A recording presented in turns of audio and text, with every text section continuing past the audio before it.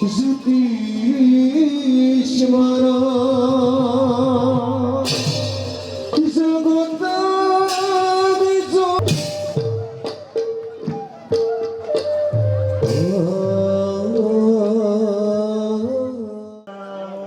এৰি সাংবাদিকে গদা ধনু ধৰিছে।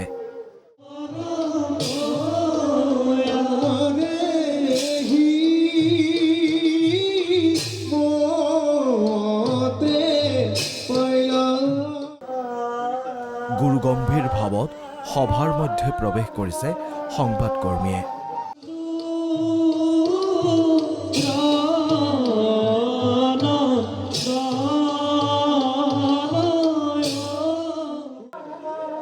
নান্দী সোহাইৰ পৰা মুক্তি মংগললৈকে মন্ত্ৰমুগ্ধ শ শ দৰ্শক।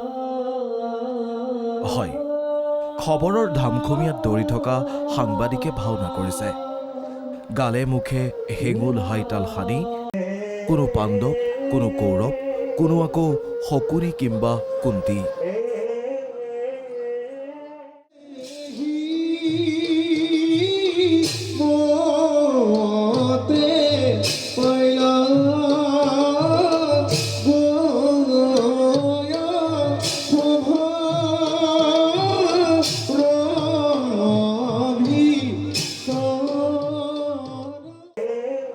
গুৱাহাটী প্ৰেছ ক্লাব NHCCৰ উদ্যোগত সাংবাদিকৰ ভাওনা।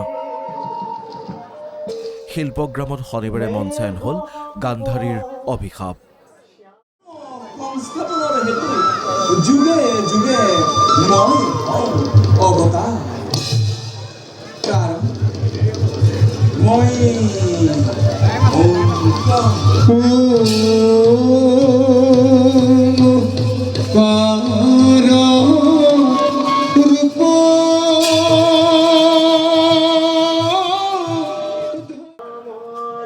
মাতৃভাষাৰ আৰ্হিত প্ৰদৰ্শিত হোৱা ভাওনাখনত অভিনয় কৰিলে গুৱাহাটীৰ বিভিন্ন সংবাদ প্ৰতিষ্ঠানৰ সাংবাদিকসকলে।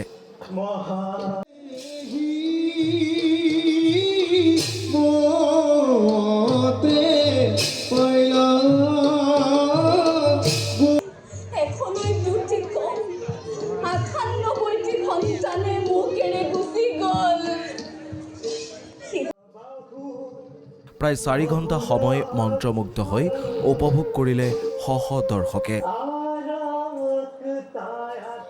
ব্যস্ততাপূৰ্ণ গতানুগতিক জীৱনৰ পৰা কিছু আঁতৰত থাকি প্ৰাণ ঢালি অভিনয় কৰিলে সাংবাদিকসকলে।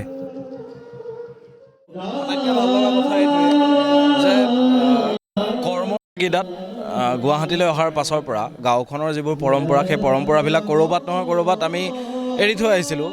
আৰু আজি প্ৰেছ ক্লাবৰ উদ্যোগত NHCCৰ সহযোগত এই যিটো ভাওনা আজি মঞ্চস্থ কৰা হৈছে, তাৰ নিজকে এগৰাকী অংশীদাৰ হিচাপে যথেষ্ট উৎফুল্লিত হৈছোঁ। আৰু আজিৰ এই প্ৰচেষ্টাটো সুদূৰ প্ৰসাৰী হওক আমি আশা কৰিছোঁ। প্ৰায় 15টা বছৰে এই ভাওনা বা ৰাসৰ সৈতে জড়িত হ'ব পৰা নাছিলোঁ, যদিও বা সৰুৰ পৰা সত্ৰতে ডাঙৰ হৈছোঁ।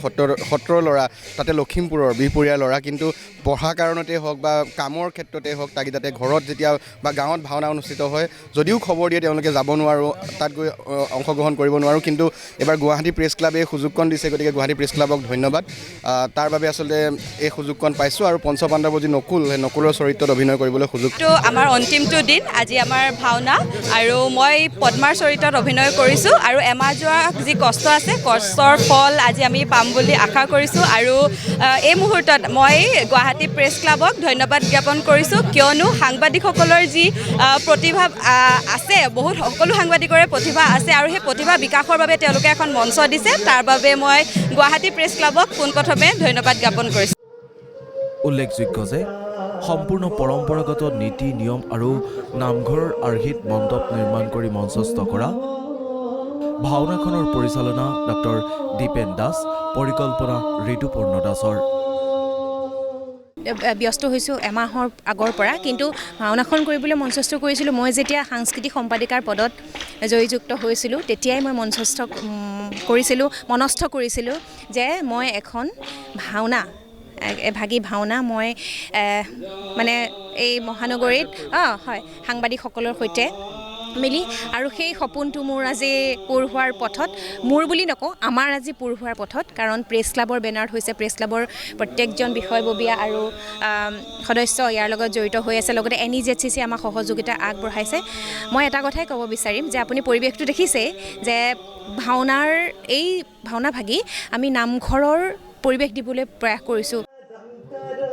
এয়া ব্যস্ততাৰ মাজতো আত্মপ্ৰতিভা প্ৰকাশ কৰা এচাম একত্ৰিত সাংবাদিকৰ সুদূৰ প্ৰসাৰী প্ৰয়াস। এয়া বাতৰিৰ বামাৰলিৰ মাজতো নিজক নিয়োজিত কৰা বাৰ্তাজীৱীৰ প্ৰতিভাৰ আভাস। News desk.